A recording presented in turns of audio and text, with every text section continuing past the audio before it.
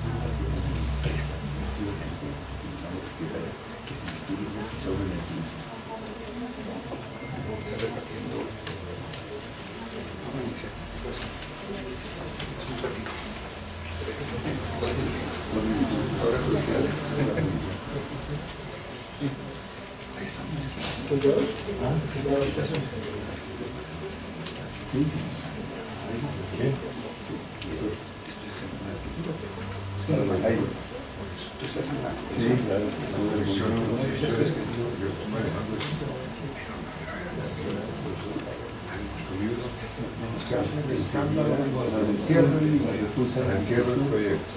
Vale. Tenemos otro acuerdo, después le cuento, pero toca. Sí, bueno, muy bien, gracias. Yo sé que no siempre el entierro es terrible. Sí, vamos, con toda esa vez.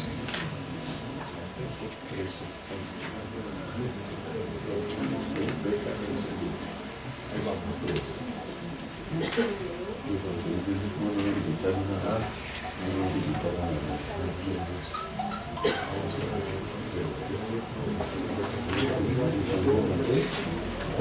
Ya se usted ya se aplica los plazos, pero no dejan la chance a otro.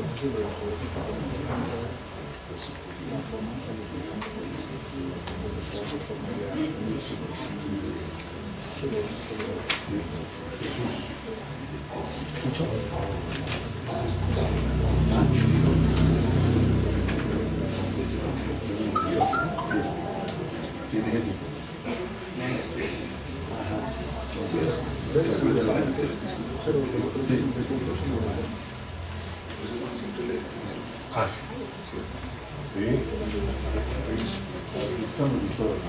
Arrancamos. Como siempre, éxito.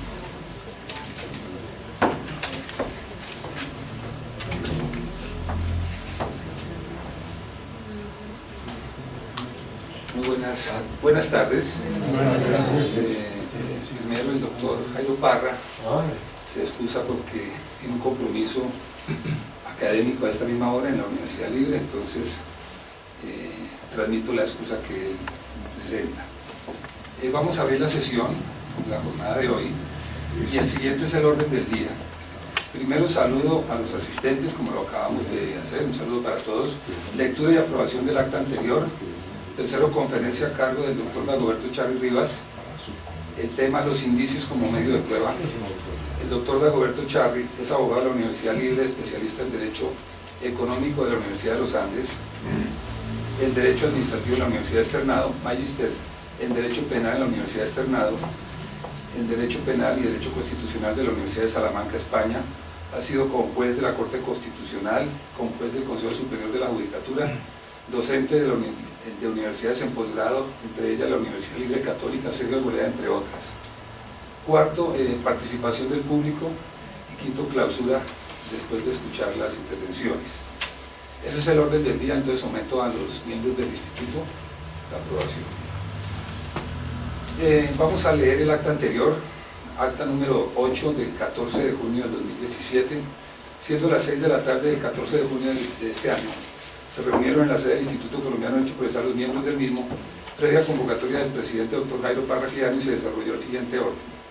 Llamada lista contestaron contestaron los siguientes miembros: el doctor Luis Alfredo Barón, Jaime Bernal Cuellar, Luis Felipe Botía, Dagoberto Charri Rivas, Magda Isabel Quintero, Miguel Enrique Rojas. Se excusaron los doctores Ulises Canosa Suárez, Horacio Cruz Tejada, Euripides de Jesús Cuevas, Juan Carlos Naisir, Marcel Silva Romero. Se le concedió la palabra al doctor Juan Diego Manjarres García con el tema Dinero, Tecnología y Prueba Indiciaria, una mirada a la responsabilidad civil de los bancos en el fraude electrónico. Una vez terminada la conferencia, se formularon preguntas y concluyó a las 7:15 de la tarde. Someto la aprobación de los miembros la lectura del acta anterior. El siguiente punto es la conferencia a cargo del doctor Dagoberto Charri, una persona supremamente brillante en todas sus intervenciones. Ya la hoja de vida fue leída, entonces concedemos la palabra al doctor Dagoberto Charri hasta por 1 hora. Muchas gracias. Gracias, señor presidente, y muchas gracias a ustedes por acompañarme en esta muy sucinta disertación sobre el más útil, necesario, trascendente e importante medio de prueba que es el indicio. Su importancia contrasta con la manera defectuosa como se enseña en la Universidad Colombiana este trascendental y muy útil medio de prueba. El punto tiene su nacimiento en que muy pocas normas se refieren al medio de prueba del indicio. Por ejemplo, en el Código de Procedimiento Civil, solamente los artículos 248, 49 y 50. Y en el Código General del Proceso solamente 240, 41 y 42. Para no decir que en la Ley 906 del 2004 no se menciona el indicio por parte alguna. Y para recordar que en la Ley 600 del año 2000, el artículo 284, 85, 86 y 88 se refieren a la materia. Es decir, que encontramos inexorablemente una contrastación numérica e indiciaria propiamente dicha en los tratados de derecho procesal, cualquiera que sea su especialidad, que se quedan cortos, mirando nosotros que, por ejemplo, en el testimonio hay una serie de normas continuadas en el tiempo que dicen a uno hasta la manera como debe lucir la corbata para poder empezar a exponer frente al juez de la República. Es tan importante y tan trascendente el medio que vamos a repartir estos documentos aquí en lugar de estarlos examinando, sino que se los lleven, porque también hemos traído para entregarles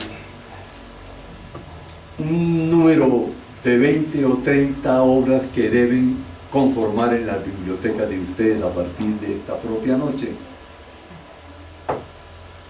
La construcción de la concepción del indicio para que dialécticamente siga siendo lo primero, que es la justicia y la equidad. Ahí reza una cosa importante, que es una obra de Sófocles, que dirán ustedes poco tiene que ver con el derecho procesal civil o penal o laboral. Doctor Silva. Sófocles es uno de los grandes creadores de la tragedia griega, el dolor inmenso convertido en una lección de vida cotidiana. Y allí habla justamente quien naciera en el 496 hasta el 906 antes de Cristo de los indicios. Le pregunta a Yocasta, su esposa y su madre, a la vez: si hubiera siquiera un indicio que me permitiera a mí explicitar las razones que me asistieron para que mi padre Layo resultara asesinado por mí, yo tendría una forma de comentar estos hechos que trascienden mi vida privada. Y por supuesto esto es trascendente, y entonces allí empieza la razón y la importancia y la trascendencia del medio de prueba que hablaremos y explicitaremos en la tarde de hoy. Todos los procedimientos del mundo hablan del indicio como medio de prueba, incluido el italiano, a partir de la cual reflexión de tipo exponencial surgió una escuela en ese país importante en materia procesal, que arranca con Eugenio Florian, Leo Rosenberg, Silvio Ranieri y una serie de autores que dijeron: el indicio no es medio de prueba, sino objeto de prueba. Ese hecho trascendió en la vida nacional. En el Código de Procedimiento Penal, al decreto 2700 del año 91, el artículo 248 decidió, por razón de un distinguido funcionario que hoy ocupa el tercer grado en la Fiscalía General de la Nación, que se eliminase el indicio como medio de prueba. ¿Cómo logró este distinguido hombre nacional tal forma de acabar con este medio de prueba? Muy fácil. Llegó de Italia y todos los italianos vienen entonces dentro de la concepción de que el indicio no es medio de prueba, sino objeto de prueba, porque ahora miraremos dónde está el engaño filosófico y discursivo para el aspecto. Pero como era fiscal delegado ante la Corte, logró que lo nombraran en una comisión, óigame bien, de estilo, para buscar que las palabras y los verbos y los tiempos pudieran coincidir. Y entonces dijo lo siguiente: son medio de prueba, dijo él, en la comisión de estilo, sino un estilo para derruir la grandeza del indicio. ¿Qué dijo él? Son medios de prueba el testimonio, la confesión, la inspección, la peritación, los documentos. Punto seguido. Los indicios se tendrán en cuenta en el momento de valorar los medios de prueba. De ser medio de prueba lo pasó a ser un instrumento para verificar el poder disuasorio de los demás instrumentos para convencer a los funcionarios públicos. La situación hizo tal trascendencia nacional que todos los abogados que en este país fungían en la defensa de los derechos de los hombres frente a la jurisdicción nacional y que habían perdido el pleito con base en prueba indiciaria, iniciaron un proceso de recurso extraordinario de casación para decir un falso juicio de convicción: el indicio no es medio de prueba. Vinieron los estudios, los trabajos, las explicaciones, una serie de ubicación de situaciones para tratar de defenderlo, atacarlo, hasta que se produjo una sentencia de casación trascendental, histórica, visionaria, que es una sentencia del 23 de octubre del año 92, magistrado ponente el doctor Gustavo Gómez Velázquez, todavía asesor de la Fiscalía General de la Nación, después de haberse pensionado, porque es un hombre brillante, un extraordinario expositor, y dijo lo siguiente, y ahí empieza ahora sí el contenido de mi resumen: quien afirme que el indicio no es medio de prueba no tiene más sino una audacia argumentativa y una insensatez mental. ¿Qué quiere decir eso? Que no le quiso decir lo que se merecía él, sino que se lo adornó a la manera espectacular de un grande orador como es el maestro Gustavo Gómez.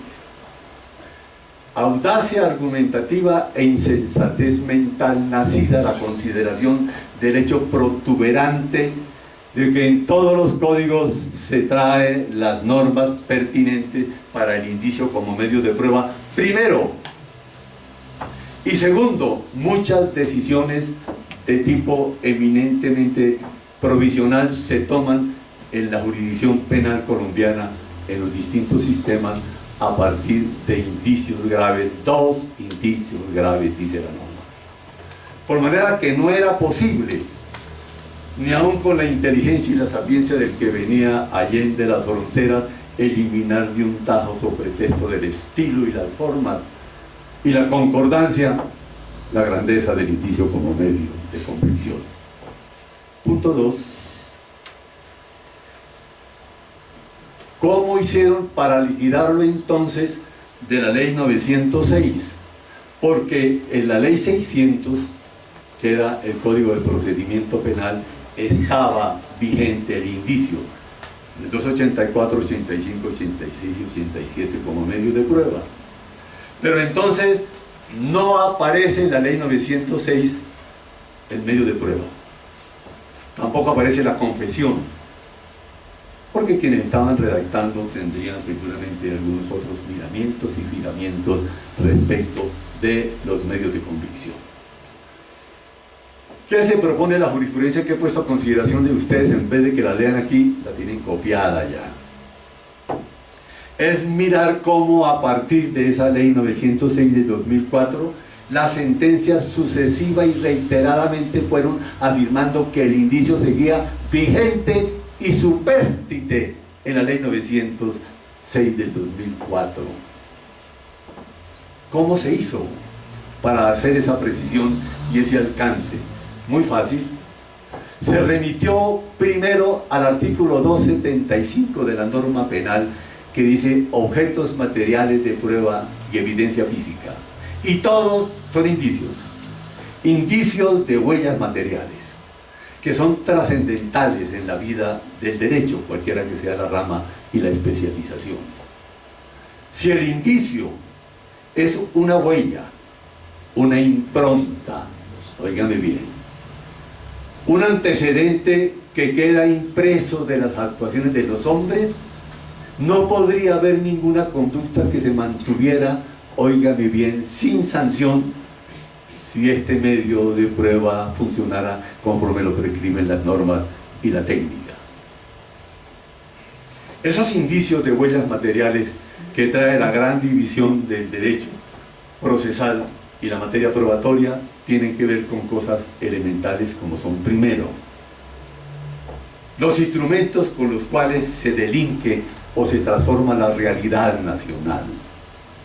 ¿Quiere esto decir entonces que los instrumentos son múltiples y variados porque son formas de la conducta de los hombres para violentar la principialística universal y la propia ley sustancial y material?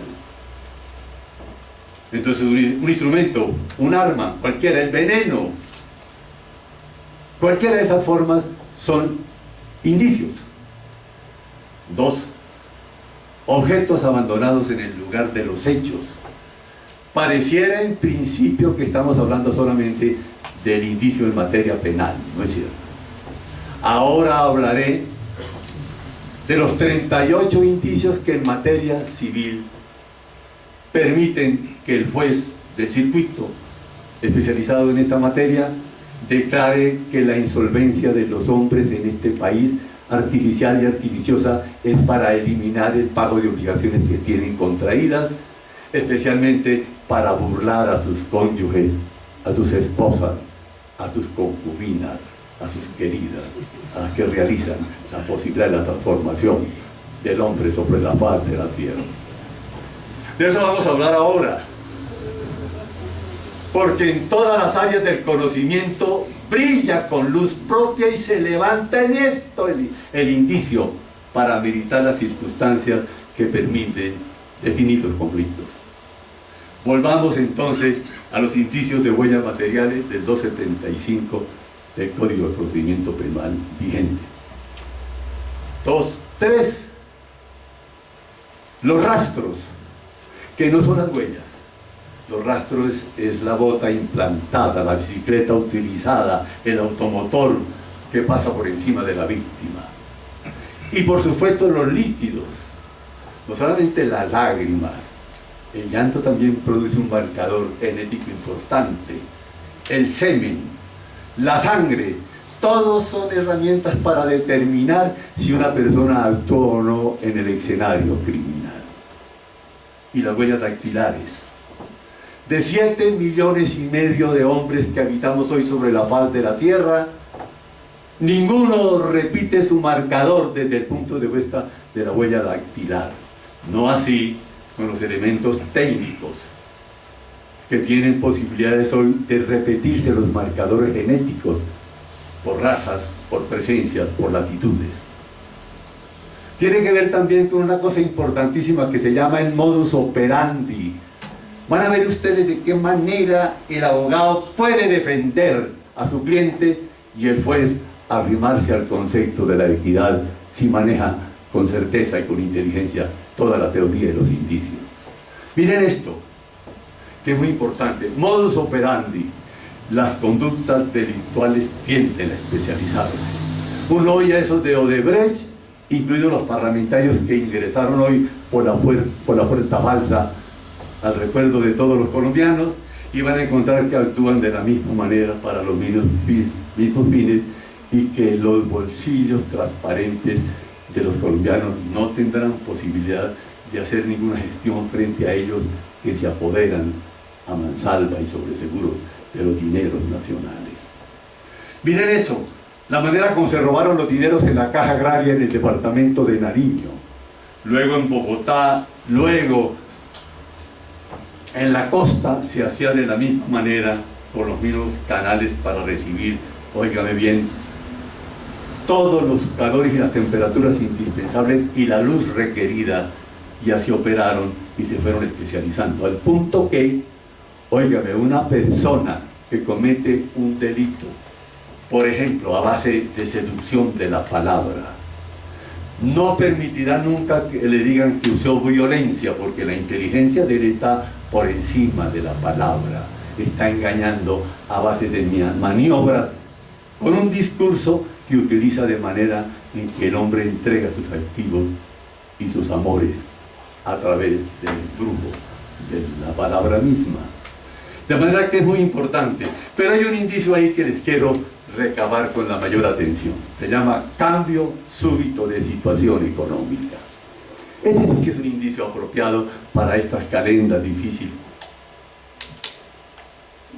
que tenemos hoy, cuando la corrupción nos cuesta 50 billones por año, 1 billón semanal. Y estamos utilizando toda serie de estrategias para combatir a los corruptos. Óigame bien en esto, que quiero acotarles. La causa de la corrupción o la corrupción tiene una hermana siamesa, que es la impunidad. Y esa impunidad implica entonces que la justicia no realiza la labor ni resocializadora, ni siquiera la que genere la temeridad para seguir delinquiendo, porque hay una cosa que se llama la lenidad ahora. Todos los bandidos salen por vencimiento de términos, y ahora están todos los grandes en sus casas torturados por sus esposas, mientras el país clama por la devolución de los dineros. Ese punto es clave desde el punto de vista de la filosofía general. Nadie sobre la faz de la tierra anda diciendo que es pobre. Todo pobre en este país será condenado. 2. Pero no solamente finge uno que tiene riquezas en exceso, sino que uno identifica a los hombres, doctor Parada Caicedo, mi compañero de la Universidad Libre, por la manera como fueron cambiando de automotor y de casas y de fincas los que egresamos de la Libre, que somos de primera y 2 y 3er rango social en este país. Pero tampoco podemos nosotros ocultar nuestra poca o mucha inteligencia que nos quede al final de la vida o al comienzo de la misma. Nadie repara que la inteligencia poca o mucho que nos tocó en suerte fue el producto de una copulación, de un acto horizontal de mi papá y mi mamá, que nos entregaron gratuitamente la inteligencia que hoy podamos ostentar. Y entonces la batalla es por simular que tenemos más riqueza y más inteligencia, y entonces hacemos cursos sucesivos de especialización. Algunos hablan del lavado de los títulos. Cuando uno le toca emerger como profesional de una universidad que tenga poca monta nacional o internacional, entonces se va a una que sí la posea para obtener un título que uno seguirá nombrando permanentemente, olvidando injustamente a la universidad que lo forjó en estilo de vida y grandeza en el alma. Ese cambio súbito de situación económica sí que cabría examinar ahora en esta hora de tinieblas para el país. Pero fíjense una cosa importante, ese es apenas el indicio de cambio súbito de situación económica que está presente en todos los actos y que desde luego es un requisito en la manera como se subdivide el indicio. No hemos definido el indicio todavía, pero el indicio es un hecho, un acto debidamente comprobado, del cual se infiere el hecho investigado con base en las reglas de la lógica y por supuesto las reglas del conocimiento, que se llaman imperativos sociales. Esa es la circunstancia. El hecho, todos dicen, debidamente probado en el Código de Procedimiento Civil y el Código General del Proceso, y luego las reglas de la lógica y las reglas de experiencia. La lógica no es la sabiduría misma, doctores, señoras y señores. La lógica es poder obrar de acuerdo a la naturaleza de las cosas. Que su conducta sea envidiable por razón de que se ajusta a los modelos sociales e inspira transparencia, confianza, seducción. Pero lo de fondo aquí es el problema de las reglas de la experiencia, doctor Forero. Todo el mundo habla de eso y pienso que debían acreditarse para poder acceder a los cargos públicos que tienen que ver con el derecho y para la defensa de las personas en este país. Las reglas de experiencia son muy complicadas. Las reglas de experiencia podríamos decir nosotros que son las apreciaciones que vemos diariamente y que nacen desde luego de la costumbre. La regla de experiencia podría ser lo que generalmente ocurre en hechos análogos o en situaciones similares. Pero pregunte a cualquiera donde vayan que les cuenten de una regla de experiencia que determinó una decisión jurisdiccional o un cambio de jurisdicción, para que vean que muy difícilmente lo traen a colación. Ahora les digo una regla de experiencia, por ejemplo esta de la Corte. Una dama es violada en este país donde no tienen defensa las mujeres de Colombia. Por supuesto pasa por una calle semivacía, la asume un bellaco y la viola.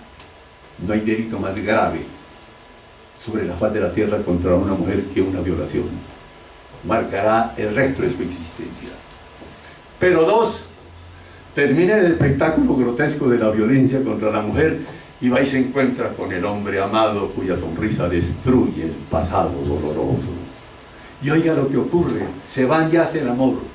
Y ella dice que alcanza el éxtasis emocional y se levanta en la punta de los pies para demostrar la grandeza del acto horizontal. Y miren esto, dice el defensor del Señor que se indican del acto que es contrario a las reglas de experiencia que una mujer accedida a la fuerza pueda tener éxtasis emocional minutos después. Y dijo la Corte, no es cierto. Esa no es una regla de experiencia. El amor está por encima de la indecencia. El acto afirmativo se logró mediante el éxtasis porque ella cree en el derecho a amar, que es la más grande concepción de la vida. De manera que no es fácil manejar las reglas de experiencia. Y dos, para que mostremos el ejemplo y la importancia del indicio en estas materias. En la Drummond, en el departamento de La Guajira, doctor, usted que es guajiro, que ahora comentábamos minutos antes de la inmensa posibilidad turística que tiene esa zona abandonada donde los niños mueren de hambre, porque los políticos se quedan con el dinero.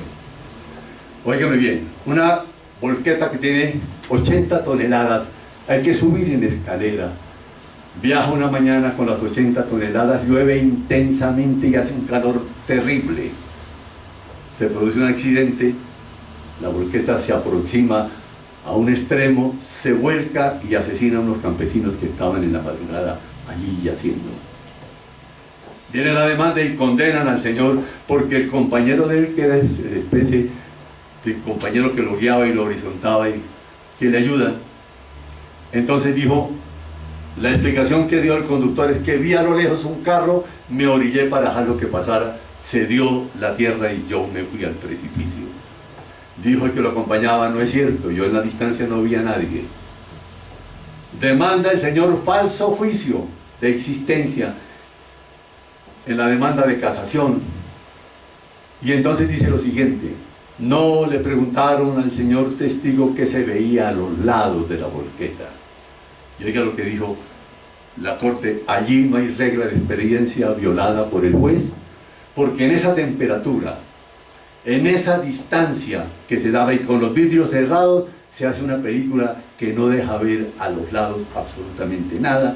Esa es la regla de experiencia, y entonces no tenía por qué preguntársele qué se veía al lado, porque no se veía absolutamente nada. Mantuvo la casación, la condena, y tuvo que pagar el señor que colocó a la gente en situación de indefensión. Esto para decir entonces que las reglas de experiencia son básicas para analizar entonces los indicios. Pero un gran problema es que el indicio es perdónenme la grosería que voy a decir aquí, se requiere un grado máximo de ponderación, que es la forma superior de la inteligencia, para hacer conclusiones, deducciones, inferencias y conclusiones. No todo el mundo concluye, ni infiere, ni deduce. Entonces, ¿qué ocurre aquí? Que para poder crear los indicios tenemos que formar unas reglas de prevención. Por ejemplo, primera regla: no puede ser la relación y la inferencia nacida de una circunstancia puramente ocasional, puramente fortuita. Ejemplo: si yo voy caminando por una carretera adyacente al Monserrate y oigo una voz lastimera en el precipicio, no puedo dármelas de samaritano bueno e ir a mirar quién yace en su postrer gemido, porque se me puede caer un documento que me identifique, y a las 7 están allá los funcionarios instructores de la fiscalía y dicen: aquí estuvo Dagoberto Charri, vaya, captúrenlo para que explique qué hacía a las 5 de la mañana caminando en una zona inhóspita reconocidamente peligrosa. 2. Falsificación de los hechos indicadores. Muy grave esto. Si ustedes recuerdan cuando asesinaron, por ejemplo, óigame bien, al doctor Galán, se inventaron aquí que una persona que estaba en la calle 19, Hasbun, era artífice y actor, Jubis Hasbun, y lo metieron a la cárcel los uniformados. Salió a los 3 o 4 años con una nota importante a esta altura del día y de la grandeza de este país.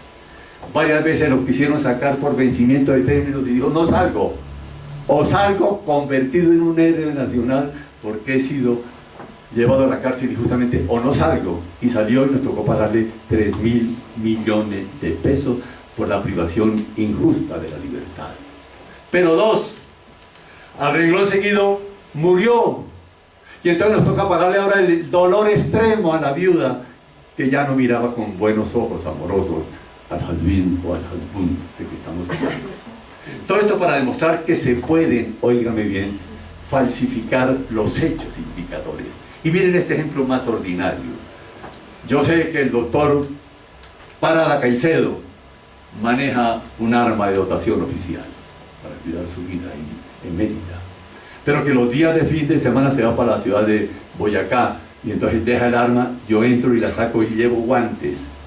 Produzco el homicidio de una persona y me llevo una camisilla del doctor, la empapo en sangre de la víctima, voy y meto el revólver que tiene las huellas del doctor debajo de la cama y llamo al CTI. ¿Quieren salir en la prensa hoy, que no han salido en los últimos 3 días? Vayan y averigüen que mató a fulano de tal, el arma está debajo del colchón y ahí está la camisilla tinta en sangre, y el señor doctor irá a la cárcel inexorablemente. Pero sobre eso les quiero hacer una advertencia. Hay una película que presentan mucho con Harrison Ford, y los que tienen servicio de esos que transmiten muchos. Fugitivo. Exacto. La van a encontrar, pero además compren películas. Debiera haber laboratorios de películas para enseñar derechos fundamentales a través del ejemplo vívido y sentido y apasionado de ir a una buena película. Harrison Ford se enamora, es un hombre famoso hoy porque se casó con una mujer menor que él, 35 o 40 años, que es recomendable para las leyes psicológicas del contraste. Miren esto. Se casa con ella y bella. aparece muerta un día ella. Llegan los investigadores y entonces verifican que hay rastros de actividad erótica del doctor expandidos en la cama porque vivía con ella. En la zona pública de ella hay también restos que ameritan indiscutiblemente que había sido poseída por el fiscal. Tercero, las huellas dactilares por todo el apartamento porque vivían juntos. Le inician el proceso y uno advierte que el señor no tiene salvación. Pero no les cuento el final porque pierdo la comisión por la recomendación de la película. Pero él no la mató y la teoría del indicio va allí a jugar una inmensa posibilidad libertaria de los hombres.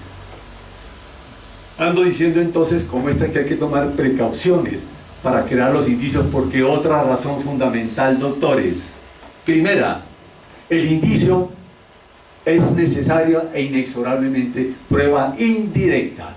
Siempre lo será. Y algunos intonsos han creído que por ser prueba indirecta, prueba menos. No es cierto. Vamos a mirarlo ahora. 2. El indicio no se practica. Óigame bien, se construye. Y allí viene la inteligencia del defensor o del abogado constructor. Están las pruebas recaudadas. Hago una alegación de fondo para demostrar que esos instrumentos que son vestigios crean un indicio que puede generar la exculpación definitiva de mi cliente. O a la inversa, la condena también última. Entonces es muy importante, óigame bien, verificar que la prueba es por antonomasia, el indicio prueba indirecta. 2. Los indicios se construyen, no se practican. 3. No se puede confundir, doctores y doctoras, 3 momentos o 4 de un mismo indicio con diferentes indicios para hacer una cadena indiciaria que justifique una absolución o una condena. Miremos este ejemplo, que es muy claro y muy preciso. Una persona ve salir rápidamente a B de su casa. Otra lo ve pasar por una calle distante, también apresurado, y finalmente ven a B o a Al, que estamos diciendo, asumiendo un vehículo con mucho apresuramiento. Uno podría preguntar cuántos indicios hay aquí, y no faltaría quien dijera que son 3, no es sino uno que se llama de fuga. Pero si usted va a casación con teoría de los indicios, con el cuento de que hay cadena indiciaria, cuando son 3 momentos distintos del mismo indicio, usted habrá fracasado en casación, que de paso hago una observación. No creo que en la historia de la sala penal de la Corte de mi país se hayan ganado 3 o 4 procesos por el recurso extraordinario acudiendo al manejo de los indicios. Porque ahora es lo que les voy a decir. Para poder manejar el indicio en casación en la sala penal de la Corte, tiene que tener en cuenta 3 elementos fundamentales. Primero, precisar el momento en que hizo eclosión o nacimiento el indicio que va a utilizar para impugnar la decisión tomada por quien, como juez, decidió condenar o absolver. Eso implica entonces, doctores, que tenemos que señalar el momento en que nace la prueba indiciaria o la prueba indirecta. Primero, la demostración de la existencia del hecho indicador, que implica que puedo recurrir a cualquiera de los medios probatorios que se utilizan, y podría ser allí entonces un enjuiciamiento sobre los falsos juicios que tiene la Corte establecida para que progrese esta acción extraordinaria. 2. La inferencia lógica. A veces hay alogicidad del juez en la inducción, o hay absurdo deductivo, y entonces no podría prosperar, pero tiene que precisar uno en qué momento ataca el indicio, si cuando nace o cuando infiere o concluye. Y 3, tiene que demostrar el poder suasorio de este medio probatorio. Si usted lo sure, habrá fracasado. Generalmente se fracasa porque uno no tiene la prudencia ni la enseñanza en los cursos de casación para saber en qué momento fija el ataque que es necesario confrontar para poder ganar el pleito. Seguimos hablando aquí entonces de prevenciones y calificaciones previas para poder examinar. Hay una cosa que se llama el indicio de capacidad moral. ¿Qué significa eso? Que tengo propensión, gusto, inclinación, gozo cometiendo delitos. Dispuesto estoy a violar la ley cuando se presente la ley para violarla. Óigame bien eso, entonces pongo este ejemplo aquí para que miren ustedes cómo el ejemplo es el que dinamiza el concepto que uno trata de impartir. En una ciudad como la de la costa, con todos esos problemas de la luz, a las 12 de la noche se va la luz y una dama es violentada en su casa, en su cama. Cuando ella pone la denuncia dice lo siguiente, y dice que estoy hablando repetidamente de sexo, porque a esta hora es agradable hablar sobre el tema. Oiga lo que pasa aquí. La niña denuncia. Observó algo en el bandido, dijo no, porque llevaba la cara cubierta. Lo reconoció por la voz, dijo no, dijo esta boca es mía, no la abrió. Perfecto. Muy bien. ¿Qué insinuó usted? No tengo idea. Para eso le doy el dato para que ustedes procedan y espero que rápidamente establezcan cuál fue el bellaco. Perfecto. Primera pregunta. Llega un señor donde el fiscal y le dice, ¿usted está buscando quién violó a la niña fulana de tal? Nos dijo, ¿cómo no? Estamos investigando exhaustivamente. Hasta las últimas consecuencias, que nadie sabe cuál es la última, ni siquiera la primera. Y entonces llega una persona y le dice al juez o al fiscal, según el caso, usted está investigando este hecho que es terrible, que denota una insensibilidad total en esta comarca, pero aquí hay un tipo que tiene 4 delitos condenados por violencia carnal. Aquí están las sentencias, doctor. 248 de la Constitución, precedentes. Óigame bien, pregunto.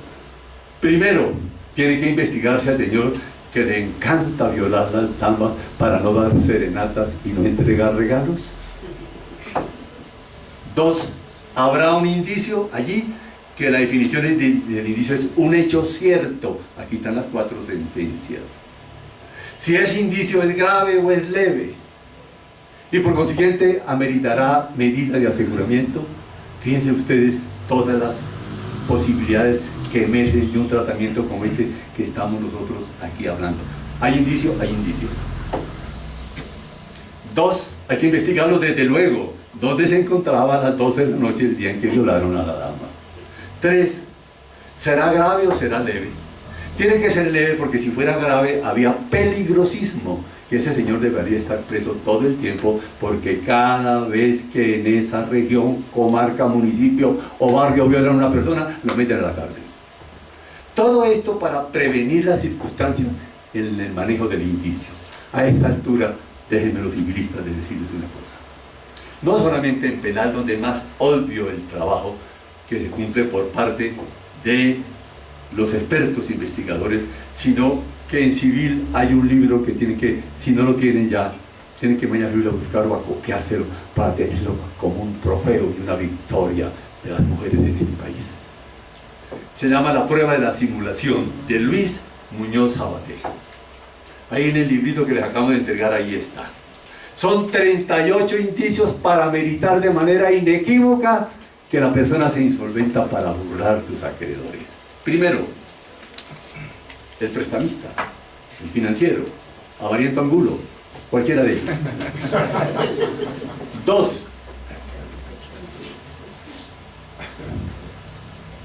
a la persona que sufre un accidente, lo primero que le dice el abogado es insolvéntese, porque le van a embargar los bienes. Y oigan esto, todo hombre que se va a separar de su compañera, inexorablemente en este país se insolventa previamente. Aquí hay muchas personas que van a ser parlamentarias de las que yo veo aquí porque tienen estilo, forma y manera y aman apasionadamente la política. Debiera una norma de decir lo siguiente: las transacciones que impliquen cambio de propiedad inmueble y de muebles también puede ser 1 o 2 años antes de la separación deberán ser investigadas de oficio para que no se conculque más el derecho de las mujeres de mi país. Pero ¿cuáles son los indicios para demostrar que no tiene escapatoria el miserable? Primero, oiga, la necesitas, la causa simulante. ¿Para qué es insolvente el señor? Para no entregarle los bienes a su cónyuge. Y todo tipo que se va a separar, óigame bien, aquí no hay ninguno de esos, por supuesto.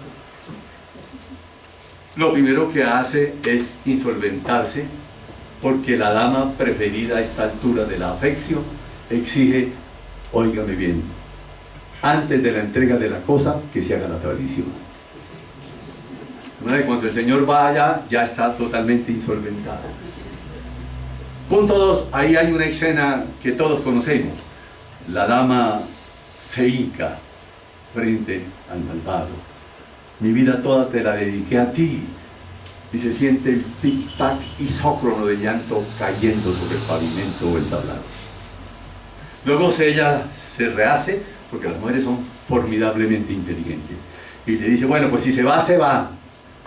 Y los bienes, dijo, ya los perdí todos. Y los niños, los 3, te los dejo a ti porque tú eres una mujer inmaculada. Críalos.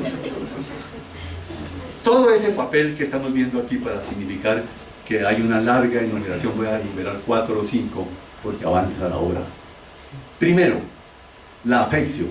Uno se insolventa con una persona que sea cercana a uno. Usted no le entrega sus bienes y su patrimonio de 20 o 30 años en una lucha constante y persistente al primer tipo que pase frente a su casa. Una persona cercana a uno. 2, la noticia. Óigame bien esto. Yo le cuento al señor o a la señora lo que vamos a hacer, para que ella entienda que tiene que regresarme los bienes, que no se va a quedar con ellos. 3, el carácter y el hábitus que el tipo está enseñado a insolventarse, ahora que también los no comerciantes podemos insolventar para no pagar. Hay una cosa que se llama la interposición, cuando existía la prohibición de que entre los cónyuges se dieran bienes o se vendieran bienes porque se anulaban, ahora no. Y entonces buscaban un tercero para hacer la interposición y poder garantizar la venta del bien. Oigan bien eso también. Tercero, una cosa que se llama la susfortuna. La dama hizo la reina de belleza, que ahora es promotora de una candidatura presidencial, dijo que había comprado un bien por 1.000 millones de pesos, perfecto, en buena hora. Su belleza así lo cotiza. Valga, lo que pasa es que tendrá que decirle el instructor, el juez civil, muy bien, 1.000 millones de contado. Dijo, ¿cómo no de contado este instructor? ¿Dónde los tenía depositados, mi querida reina? No sería debajo de la cama, porque hubiera muerto asfixiada. Nada corrompe más los pulmones que el olor del dinero, porque es el estiércol de las bestias, dice la Biblia. Aquí estamos hablando es con Biblia en mano también, no solamente con código. Y entonces, óigame bien lo que dice. Dijo, no, yo los tenía repartidos, mamá tenía tanto, y tal, va contando un cuento a ella para demostrar que no es cierto que pagó 1.000 millones de contado. Cuénteme qué actividad productiva, no reproductiva, su señoría ejercía. No, pues no era una cosa muy importante, iba echando unos cuentos, que la cooperativa allá en el barrio, un poco de cosas de esas que no demuestran absolutamente nada, sino que no tuvo nunca la plata. Pero vayamos a lo del precio. Precio un bilis, precio irrisorio. La cosa que vale 1.000 millones la ponen por ciento. Hay que pagar impuestos y no hay compraventa real. Precio, óigame bien este, confesus. Declaro que recibí a satisfacción los 1.000 millones de pesos de la reina. Y precio un diferido. Me paga en 150 años la plata que le presté para comprar la finca de Contar. Todos son hechos que, examinados con una inteligencia normal, uno encuentra que no son posibles. Pero además hay una cosa que se llama la compensación ahí mismo, como indicio grave. Y a usted le pagaban 1.000 millones o 35 o 40 millones por andar promocionando este candidato. Digo, no solamente por la promoción, yo he llegado bien vestida y decía, aquí viene el Salvador próximo de Colombia y de América. Él refleja todo el estado de ánimo de los 49 millones de colombianos que merecen lo mejor todavía. Y he hecho el cuento, decía, pero por eso le pagaban 36 millones. Había algunos actos de compensación adicionales que no puedo confesar por la dureza de la declaración. Y la inversión, el que recibió los 1.000 millones, ¿dónde los llevó? Miren cómo se va urdiendo todo un proceso probatorio para que inexorablemente caigan los bandidos. ¿Dónde metió? ¿En qué banco? ¿En qué institución financiera depositó los 1.000 millones? Llevamos ahí 10 indicios ya. 11.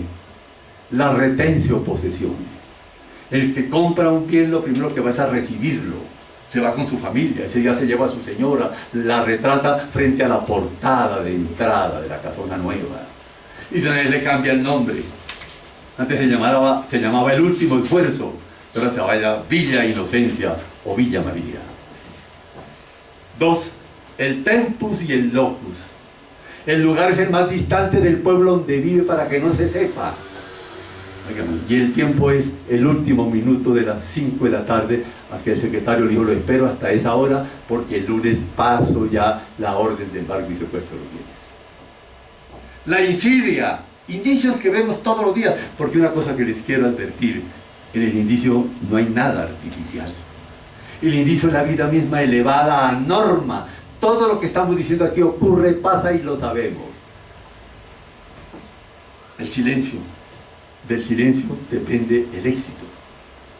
Pero luego hay una cosa importante que se llama la preconstitución. Miren la belleza del libro de Luis Muñoz Sabaté. Me busco el mejor abogado del sitio y el mejor contador público para armar la trama, como dicen ahora los especialistas de la corrupción, la trama de los dirigentes políticos de Cundinamarca para cambiar el destino de los inmuebles para hacer ganancias increíblemente altas. Oigan bien este punto.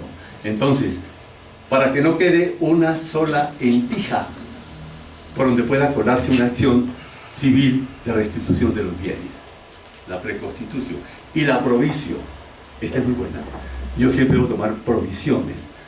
Óigame bien. Hombre previsivo vale por 2, dice la filosofía popular. Puede ser por 3 o por 4. ¿Qué tengo que hacer yo? Como hay una cosa que se llama la dominancia, ella firma todo lo que yo le ponga. Entonces ahí le meto 2 o 3 letras de cambio en blanco, o pagarés. Y cuando se viene el proceso de separación de bienes, y por supuesto la terminación de los efectos matrimoniales, entonces yo lleno las letras, meto el ejecutivo y paralizo el proceso de familia. Y entonces, ¿qué hace el abogado que la está defendiendo? Me inicia un denuncio a mí por falsedad ideológica. Termino con 12 años de prisión y el señor se queda con los bienes de mi mujer y con ella también. Esta es una armazón importante para decirles que en civil también opera el indicio de manera absolutamente extraordinaria. Digamos 2 más para pasar a utilizar los últimos minutos que nos quedan. Uno que es trascendente es una cosa fundamental que se da en esto, que es la incuria, la dejadez. La persona que la demandan para que reintegre el bien dice: bueno, arreglemos esta vaina, páguenme los impuestos que yo he consignado y el tiempo que le administré y terminemos esto. Y otra una cosa que es fundamental: la inercia. La inercia es una cosa que carcome este país. Es el movimiento cuando cesa el impulso del motor. Eso que hacíamos nosotros cuando teníamos un carro muy viejo. Y entonces cuando empezamos a descender para bajar a Girardot, apagábamos el carro allí en el municipio de donde nació el gran corredor del departamento de Cundinamarca, en el Sumapaz, en Fusa. Entonces yo apagaba el carro en Fusa y lo volví a prender en Girardot para ahorrarme la gasolina, que era vital para mi subsistencia. Ahora no se puede hacer eso, doctor, porque como ahora son eléctricos y electrónicos, si usted apaga se precipita al precipicio, doctor. Pero miren eso entonces, que todo esto forma un muy importante grupo de indicios que van a fundamentar procesos trascendentales. Digamos cosas finales sobre esto. Hay quienes dicen que el indicio no es medio de prueba, como son los italianos, sino objeto de prueba. ¿Qué es lo que ocurre aquí? Fórmense esta película que está en los datos que les dimos allí. Un hecho conocido que está probado. Para probar el hecho, digamos, se puede recurrir, decíamos, a cualquier medio de prueba. Pero después va la inferencia lógica, luego van las reglas y finalmente el hecho discutido o hecho que está siendo materia de averiguación. ¿Qué es lo que confunden los italianos? Un hecho con la totalidad. Un elemento de la cuadratura esa, por todo el hecho que es una muy grave falla de argumentación jurídica, confundir la parte con el todo. Lo que es objeto de prueba es el hecho indicador, pero el medio de prueba es el conjunto de los 4 elementos que lo integran. Y viene un punto final aquí. Otros dicen indicio o, óigame bien, que es trascendental y está en el artículo 66 del Código Civil. Llámase indicio o presunción, dice la norma. Hay un gran error, terrible error. El indicio no tiene nada que ver con la presunción en los siguientes términos. La presunción es un juicio lógico que hace el legislador con base en las reglas de experiencia que le dicen a uno cómo ocurren los hechos en la vida real. Ese indicio tiene reserva legal, no lo puede hacer sino el Congreso de la República. Luego, nada tiene que ver con el indicio. Esa presunción puede ser juris et de jure o iure tantum. Si admite prueba en contrario o no admite prueba en contrario. En el primer caso, el hecho será siempre cierto y en el segundo, temporalmente cierto. Pero no es a esa que quiero referirme, sino a la presunción de hombre, presunción judicial o una presunción que aparece por el ejercicio de la función jurisdiccional. Cuando el juez dice, el señor fue autor del homicidio que aquí se investiga, hace una presunción, él, el hombre, el juez, para finalmente dirimir el conflicto. De manera que esa presunción tiene algunos símiles que ver con el indicio. Miremos esto. Cuando yo voy a crear el indicio, que es un prius, yo creo un indicio porque el arma homicida, dijo balística, es una AK-47. Démosle dignidad ahora por motivo de la paz. AK-47. Perfecto. Y entonces allanamos al sospechoso y ahí está el AK-47. Con el tiro disparado que dice balística fue que produjo la muerte. Yo tengo la obligación de pensar que probablemente ese es el autor del homicidio. Esa es una presunción de hombre, una presunción judicial. Pero es un prius, es para poder adelantar la investigación contra la persona que guarda el fusil. Pero cuando yo termino el proceso o el incidente o la excepción, vuelvo a valorar pruebas. La función del juez es valorar las pruebas, determinar su poder suasorio, dice la fórmula que hemos citado aquí. Entonces el juez valora las pruebas y dice, los testimonios, los indicios, vuelve a valorar todos los medios de prueba, incluido el indicio. Me convencen y por consiguiente condeno al señor a 55 años de cárcel. ¿Qué pasa aquí? Que la segunda valoración de la prueba y la segunda inferencia que hace el juez es un posterius, cuando acaba el proceso o el incidente o la excepción.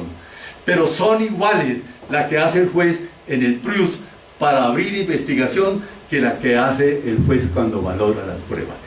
Lo induzco, le imputo este delito porque usted tenía guardada el arma, porque tenía el reloj del señor muerto, porque tenía títulos, valores, porque lo vieron esperándolo sentado y dejó la huella sobre el bien, porque tomaba agua mientras tanto gaseosa, le sacan la impronta científica que corresponde al señor y porque le dio 5 millones a un testigo que lo vio para que se fuera del país. Carga dinámica de la prueba esta. De manera que todos estos aspectos nos están dando a conocer a nosotros la inmensa importancia que tiene el indicio. Óigame bien. Punto 2. Si hubiera reinado de las pruebas aquí donde alguien, debió ser ese Raimundo Angulo o yo no sé cuál, se inventó el reinado de todas las mujeres. Usted no puede ser reina porque usted hizo esto y esto, pero usted sí porque es amiga mía y porque algunos influjos que vienen de esa región así lo integran. Pero hablan de prueba reina, no hay un reinado de la prueba que yo sepa todavía, doctores. Quien tenga una nota juiciosa sobre el punto, le ruego interrogarme para precisar el concepto. No hay reinado de la prueba. Pero si hubiera algún día con Raimundo a la cabeza una pasarela de pruebas, el indicio iría adelante por siempre, luciendo sus galas y su espectáculo sensacional de inteligencia y de prudencia. De manera que esto para decirles que no hay reinado de las pruebas, pero pueden inventarse. Punto final para que pasemos a preguntas y respuestas. Les ruego a todos interrogarme. Esto va a ser muy breve, pero el interrogatorio me fuerza a ahondar en ciertos temas. quiero decirles finalmente este punto, que es clave en esta situación que estamos viviendo. Los indicios no son fáciles de manejar, como he dicho, requieren una muy especial formación en esta materia, y tiene uno un problema final, que es cuando llega la batalla en civil o en penal o en laboral a enfrentar, tiene que hacer una presentación ante el juez, el alegato de conclusión, donde usted va a convencer, oiga, a conmover, a seducir, así sea dama, el funcionario de la rama jurisdiccional. Entonces usted se empina, se levanta, mira fijamente a la concurrencia y lenta pero perceptiblemente va levantando la mano para decir: señor juez, vengo a defender a este grande hombre de una inmensa ignominia. En ese minuto tiene que pensar en varias cosas allí. Primero, la naturalidad con que usted cuenta el cuento que le contó su cliente. Aquí hago una observación final: todo cliente que llega a la oficina de uno es reticente para contar los hechos. Entonces hay una frase bellísima del derecho italiano. Le dice Francesco Carneluti a su cliente, que está ahí tratando de envolverlo y da vueltas y revueltas, y le dice: a mí dígame la verdad, que decirle mentiras al juez, de eso me encargo yo. Aquí hay que tener esa claridad con los clientes para que no nos digamos mentiras. Pero mire, fuera del tono, la persona que no tiene derechos usa un tono melífluo: que se me pague, que se me llame a acordar, que hagamos aquí unos puntos de convergencia. Dos, una conducta que puede ser oclusiva, omisiva o excitativa. Y excitativa es sin X, para que no nos vayamos a sobrepasar. Pero además puede ser mendaz y puede ser discriminante. Toda una teoría del derecho probatorio para poder sacar avante mi tesis montada sobre indicios. Muchísimas gracias y espero sus preguntas.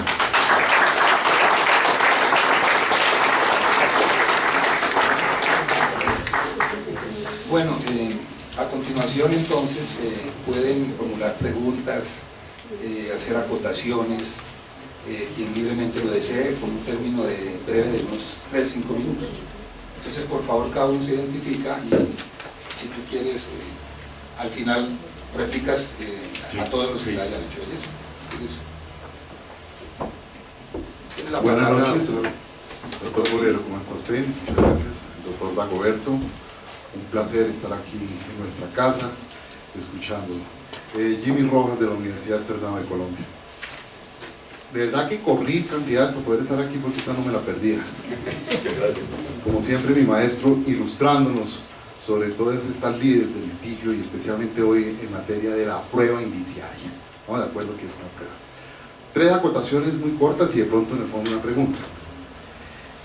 Resumiendo un poco también lo que usted dijo, el indicio no es civil, no es penal, no es laboral, no es contencioso administrativo. El indicio es indicio, el indicio es la vida. Los seres humanos estamos permanentemente, desde que despertamos en la mañana hasta que cuando nos coge el sueño, induciendo y deduciendo, haciendo relaciones fácticas con base en lo que tenemos en nuestra capacidad, en nuestro conocimiento, en nuestra experiencia vivida. Entonces, por eso no vale la pena discriminar que en tales materias se trabaja, que en tales otras no existe, que en otras es mejor. Yo creo siempre que en toda el área jurídica, por supuesto, como es la vida misma, tiene aplicación el tema de la prueba indiciaria. Segundo, lo referido a lo difícil que realmente significa trabajar los indicios ya a nivel procesal, llevarlos a un proceso, porque nos enfrentamos a un primer problema, doctor Dagoberto, que es la pertinencia de lo que vamos a probar.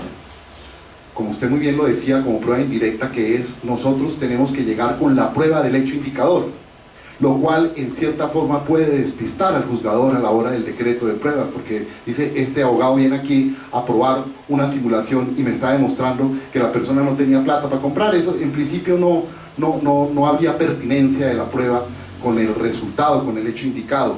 La pertinencia, por supuesto, en un principio en el acto petitorio tiene que corresponder es con el hecho indicador, y ahí entonces lo difícil, y usted lo dijo en su charla, a medida que avanza el proceso voy construyendo el indicio. Lo primero entonces, recaudar la prueba y aportarla para efectos de demostrar el hecho indicador. Luego la inteligencia de todos, el nexo lógico y en los alegatos de conclusión. Y hoy en día, por fortuna, de manera oral, presencial, concentrada e inmediata ante el señor juez, ¿cierto?, hacer ese discurso atando todos estos tres elementos del hecho indicador, la reflexión lógica, para llegar realmente a lo que se está investigando dentro del proceso. Por eso no resulta muchas veces fácil trabajar los indicios, por eso los ignoramos, por eso desperdiciamos esa importante prueba que usted aquí nos ha manifestado esta noche. Y finalmente, y esto tiene también su dosis de pregunta, el tema de que es el juez el que tiene que calificar la gravedad de los indicios. Me parece que cuando encontramos normas que dicen que tal o cual circunstancia se constituye en indicio grave de responsabilidad de uno de los extremos procesales, es atrevido el legislador cuando hace esas afirmaciones, porque quien califica la contingencia y por ende la gravedad de los indicios debe ser el juez en cada caso en particular. En buena hora, en esta misma casa de estudios salió pues la derogación de ese artículo 95 del anterior estatuto que decía que no contestar la demanda se constituía en indicio grave de responsabilidad del extremo demandado, ¿no?, cuando la verdad es que eso depende de cada caso en particular, donde el juez tiene que crear y recrear hipótesis e irlas descartando con base en lo mismo que tiene en el expediente. Pero también dos situaciones muy importantes, como es el descartar la posibilidad de azar en la creación del hecho constitutivo, del hecho indicador, y lo mismo que la prueba falsificada, que de golpe esas pruebas que se aportan al proceso para demostrar el hecho indicador sean falsas, y por ende todo el ejercicio resultaría absolutamente falso. Eso le corresponde a cada juzgador en cada caso en concreto, claro, por supuesto, siguiendo las reglas de la experiencia y todo lo que implican esa cantidad de situaciones que hacen parte de la sana crítica. En ese orden de ideas, entonces, la pregunta iría enfocada a eso, doctor Dagoberto, ¿sí? ¿Qué tan importante es para el juez tener dentro de sus hipótesis la posibilidad de pruebas falsificadas o la casualidad o el azar frente al hecho indicador? ¿Correcto? Por lo demás, enhorabuena, volverlo a ver, doctor Dagoberto. Muchas gracias. Honor, señor, honor. El doctor Jorge Flores.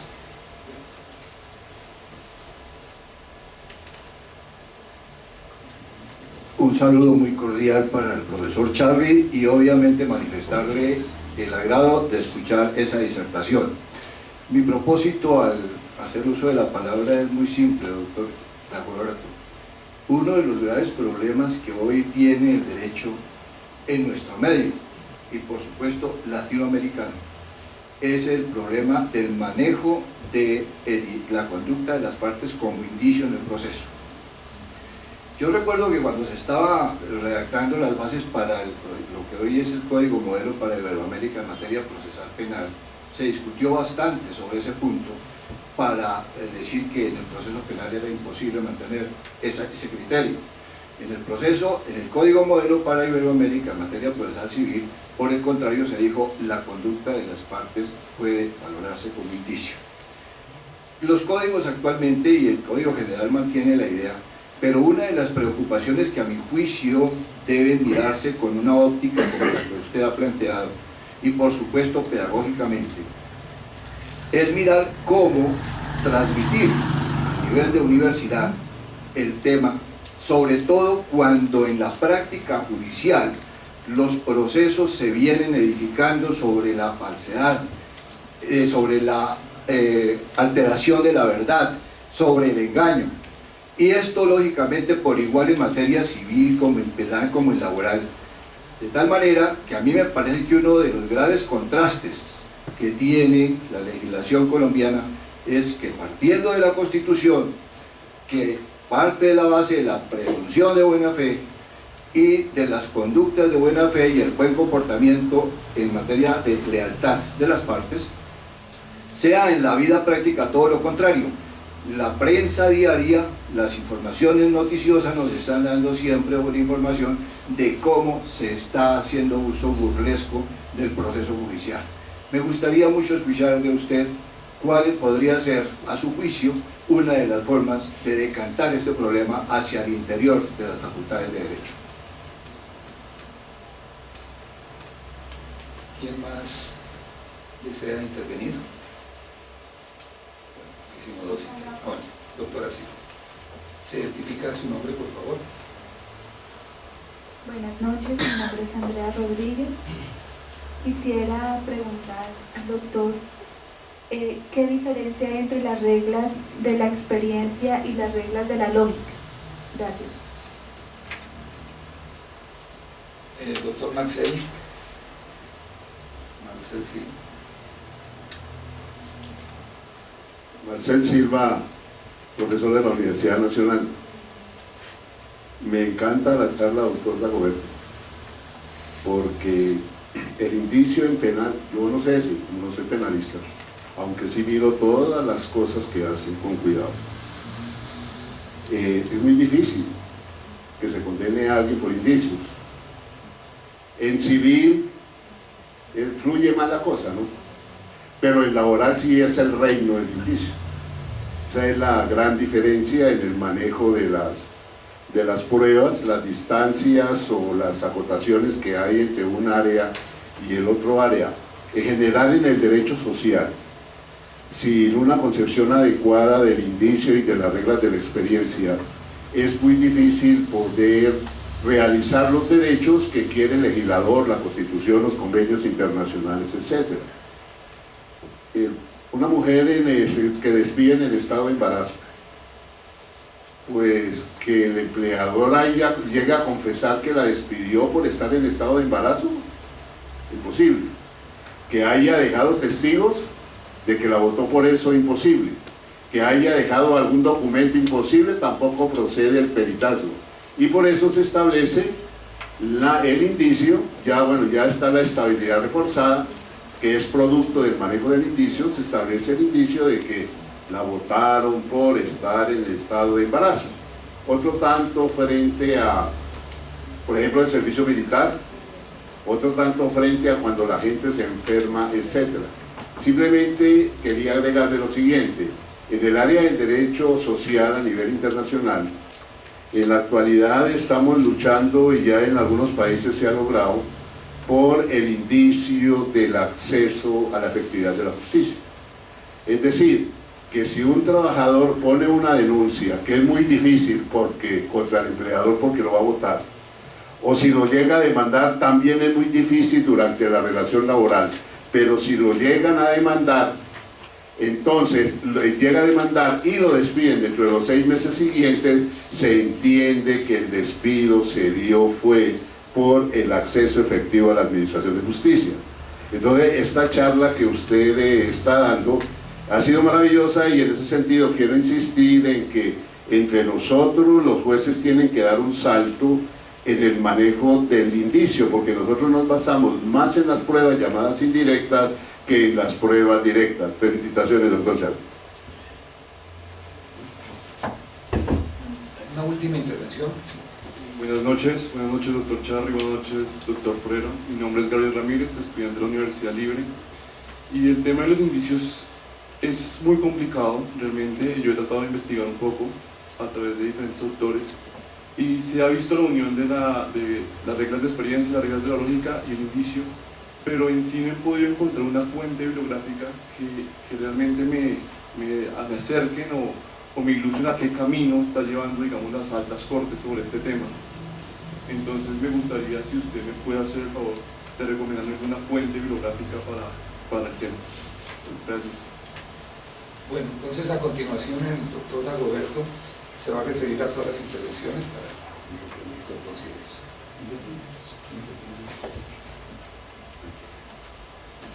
Bueno, enterado me hallaba de que las preguntas me iban a permitir precisar, ahondar y sobre todo estimular esta teoría sobre los indicios. Primero, el doctor Jimmy Rojas, saludo cordial, un hombre cercano a nosotros por tantas razones, por tantos motivos.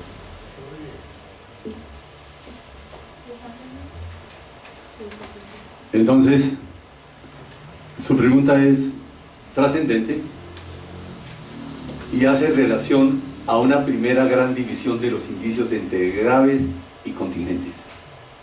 Y los contingentes pueden ser, óigame bien, necesarios y contingentes. Y los contingentes pueden ser graves o pueden ser leves. Los contingentes, los necesarios son aquellos que responden a la ley natural, que no se puede modificar, que la relación factual entre el hecho indicador y el hecho indicado es infalible, inmodificable, porque puesto el hecho indicador aparece el hecho indicado. Verbigracia. Uno pregunta, ¿qué se requiere para que llueva allá en su departamento, doctor, donde llueve cada 37 años, en La Guajira? Y la gente dice paraguas, nubes, sol, insolación, qué sé yo, mil de explicaciones dan, cuando el requisito indiciario, indispensable, lógico y necesario es que haya, óigame bien, un proceso en que el agua se eleva, evaporación. Todo lo que está arriba tiene que caer y también caerá, doctor. Miren esto está convertido en una regla de salsa pura. El caballero de la salsa, ¿cómo se llama el caballero de la salsa? Gilberto Santa Rosa tiene una canción bellísima que dice: todo lo que sube tiene que caer. Ese es el proceso de la lluvia. El agua se evapora y luego se precipita. Como tiene ritmo de salsa, jamás se olvidará el ejemplo. Pero el problema de los continentes, que puede ser graves o leves porque tienen varias posibilidades, tienen más dificultad porque no hay una definición de grave. Y entonces estamos muy graves, porque se le defiere a la inteligencia del juez, que no siempre es bastante, que califique el hecho de si es grave o es leve. Miremos esto. Hay indicios que generalmente son graves, por ejemplo las huellas dactilares. Parra dice una cosa: si aparecen mis huellas aquí es porque yo las puse mis manos aquí. Pero aquí se inventaron la huella voladora en este país. Un mariscal de alta navegación aquí, que era vice el manejo de eso que tuvo pagando prisión, dijo que la huella que aparecía de él firmando un pagaré o un documento por $115.000, sí era la de él, la una y la otra, pero que no habían sido puestas simultáneamente. Yo nunca pude entender, pero la corte sí aclaró y precisó. Dijo: una huella voladora se levantó de su seno, recorrió las cordilleras y los valles de Colombia para aterrizar junto a la firma del distinguido uniformado, y lo absorbieron. Pero entonces, volvemos a la pregunta de Jimmy: ¿cómo se precisa cuándo es grave? Es grave, por ejemplo, el indicio de presencia o oportunidad. Solo puede cometer el acto ilícito quien estaba en el lugar a la hora en que ocurrió. Y se usa una coartada para desvirtuar ese indicio, que es una explicación, la actio, óigame bien, que llaman los alemanes la excessio libidine, que consiste en demostrar que a la hora en que ocurrió el delito yo no estaba en ese lugar o estaba en una distancia donde no alcanzaba a llegar. Porque no tenemos un don como Dios para estar presente en todas partes. ¿Cómo se llama ese don, doctores? La ubicuidad. No lo tenemos. Y si a mí me dicen: usted cometió el delito del homicidio con la reina de belleza del Valle de Laboyos a las 9 de la noche del día tal, digo: mentira. Yo estaba en la ciudad de los Parques, estaba en la carreta de Yaniot, cenando con A, B y C. Se va la persona, ya investigué, estaba allá, terminó el indicio grave de presencia o oportunidad. De manera que seguimos graves, doctor. ¿Qué ha dicho la Sala Penal de la Corte sobre eso? Porque no olviden que las decisiones de la Sala Penal de la Corte obligan. Dice lo siguiente: es el efecto serio y ponderado que ejercen los medios de prueba sobre la inteligencia del fallador. No digo nada. Efecto serio y ponderado. ¿Cuál ponderación? ¿Cuál seriedad? La seriedad es porque no sabe de qué está hablando. Pero no digo una segunda definición de él. Es la de un hombre que ustedes dictó muchas conferencias aquí, Jimmy y doctor Parada. Es el doctor Gómez. Lo traía Parra a que nos dictara indicios porque era el único magistrado que sabía indicios en este país. Ahora ejerce la profesión y pierde todos los pleitos, pero es por razón de la inteligencia que utilizó cuando era fallador. Y dijo una sentencia muy importante del 8 de mayo de 1997. Tomen nota de eso, para que la busquen. Dice: la importancia de la gravedad, que es una manera de valorar indispensable, se mide por la cercanía entre el hecho indicador y la certeza. Al punto que, óigame, doctora, Pero ahora me cuenta de dónde la están llamando, que no sea de la Fiscalía General de la Nación, doctora. Dijo, si la relación está determinada por la causa más probable, el indicio es grave. Si es una entre varias causas, será leve.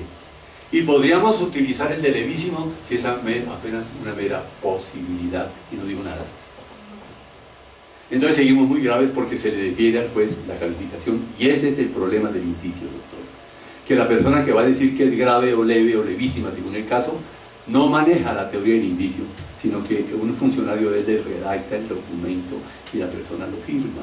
Y entonces tenemos un inmenso vacío, porque no podemos nosotros, ¿qué querríamos nosotros? Perdónenme lo que les voy a decir aquí como abogados, que hubiera una enciclopedia de indicios graves. Entonces usted busca, sí, 12 de la noche, poca luz, llovía intensamente grave, y no estudia más de eso. Pero eso no es posible, entonces se le defiere a la inteligencia del funcionario para que lo califique, de manera que no es superable fácilmente si no cambiamos el estilo de la enseñanza, doctor. Pero dos, para referirme al problema que planteaba aquí el doctor Flores Gacharná. Ciertamente, la cosa esa de los testigos falsos, yo les quiero hacer una confesión aquí, me parece inapropiada, pero dimos una gran batalla contra los testigos falsos, porque un cliente mío duró 3 años, 3 meses preso, una medida de aseguramiento sin una prueba directa, ni una. Y entonces nosotros nos preguntamos, ¿con qué lo sostienen? Al punto que la sala penal de la corte tuvo que soltarlo porque revocó, óigame bien, oficialmente la medida de aseguramiento. Testigos falsos por todas partes. Eso en todos los medios de prueba existen, doctor. Esa no es una endemia, sino una pandemia que funciona en este país con inmensas posibilidades de triunfo. Nota final sobre eso. El doctor Patiño dictó una providencia diciendo un auto que estaban vigentes los indicios en la ley 906 de 2004. Y dijo que el testigo mentiroso violaba la Constitución y que esa prueba con el 359 debía excluirse. Exclusión no es nulidad como se pretende aquí, sino inexistencia. Porque si no encontramos esto, miren, se falla una persona que dijo, yo mentí y me dieron tanta plata. Esa aceptación de cargo y esa condena tiene recurso de apelación ante el tribunal. Entonces el tribunal se demora 1 año y medio a 2 para definir si tenía o no razón el señor. Pero esa decisión tiene recurso de casación. Y entonces se va para casación y se demora 3 o 4 años. Pero tiene además recurso de revisión que se demora 5 años. Es un derecho para los hijos, para los nietos y los bisnietos. Todo eso tenemos que revisarlo en un proceso de enseñanza-aprendizaje y de las cargas académicas en las distintas universidades. De manera que, ¿cómo lo corregimos? Con una insistencia, batalla, denunciando a la gente que se prestan para esas maniobras. Nosotros pagamos todos los años, doctor Flores, casi 2 billones por privación injusta de la libertad que produce la Fiscalía General de la Nación en este país. De manera que tenemos que llegar a verificar cómo modificamos eso, porque eso no puede seguir subsistiendo. Y finalmente, doctora, que es la misma de Gabriel, ¿qué diferencia hay entre lógica y reglas de experiencia? La lógica puede ser, doctora, una parte de la filosofía que estudia cómo llegar al conocimiento inductivo, deductivo de buena manera, por ajuste a la realidad. Y eso es lógico lo que está diciendo el doctor. Pero la lógica que estamos pidiendo aquí no es esa, no es la de la filosofía, es la persona que actúa de acuerdo a la naturaleza de las cosas. Usted no puede decir, esa dama lo mató porque lo amaba. Para dejar de amarlo no necesita sino un instante en la vida o un certificado de que llegó a algún motel de esta ciudad y ahí termina el amor. De manera que yo no puedo hacer una afirmación de esas. Entonces tiene que ver más con la rutina diaria propiamente dicha, la posición que le estamos diciendo a la lógica aquí. Que digan, eso es lógico lo que usted está diciendo, doctor, es coherente, tiene que ver con la realidad, no es abrupto, no está inventándose una cosa que no tenga cabida en la inteligencia de los demás. Lógica, y la regla de experiencia y la costumbre, las cosas como se desarrollan en el país. Por eso es que hay leyes, reglas de costumbre, óigame, estas reglas de experiencia que no son universales, ni siquiera nacionales, El costeño piensa distinto al cachaco y al tipo de Antioquia. Por ejemplo, allá hay unas conductas que nosotros aquí no aceptaríamos en tratándose de excesos sexuales, pero allá escurre y es normal. De manera que todo eso implica que la regla de experiencia sea el conocimiento que tiene que tener el funcionario del país, de su realidad, de sus inmensas posibilidades, del carácter, de la manera de ser de los hombres. Esa es la regla de experiencia, que son las costumbres indispensables para poder fallar un negocio, donde en penal desapareció la sociología y la psicología y la economía, doctora. Igual para Gabriel, texto que le sirva. Le traje 20 a falta de uno. Espero que se compre siquiera 19. Fue mi alumno, brillante, capaz. Le agradezco su presencia aquí, pero le agradecería más que se presentara a mi oficina con 19. Con 18 le rebajo 2 de los 20 que formulamos aquí. Muchísimas gracias de nuevo para todos. Muchas gracias al doctor Dagoberto por su brillante y clara recuento del indicio como medio de prueba. De verdad que nos ha ilustrado muy bien la intervención. Agradecemos la intervención de quienes lo hicieron y la asistencia de todos. Simplemente invitar al Congreso de Derecho Procesal. Ya estamos a menos de 2 meses, los días 6, 7 y 8 de septiembre en Cartagena. Todavía hay tiempo de pagar, de consignar para que vayan al Congreso de Derecho Procesal en Cartagena, y cerramos la conferencia. Muchas gracias.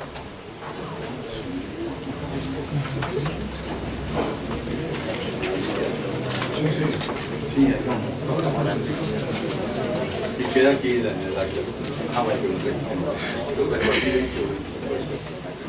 Muy bien, mijito. Muy bien,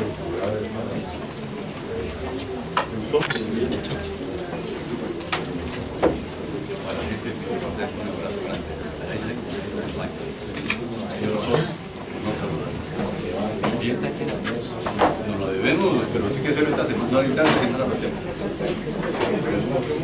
Okay. Ya no tengo el dato. Ok. Muchas gracias.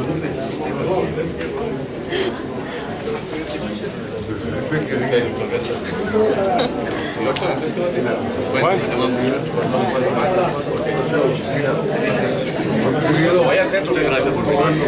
Honor para tu así. Doctor Jimmy, ¿qué se hizo? Vamos. Román.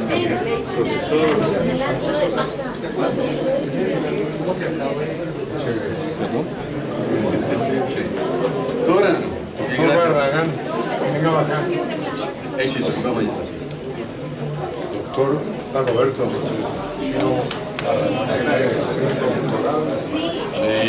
hasta luego. Es amigo de Rajoy, que está sintiendo versión.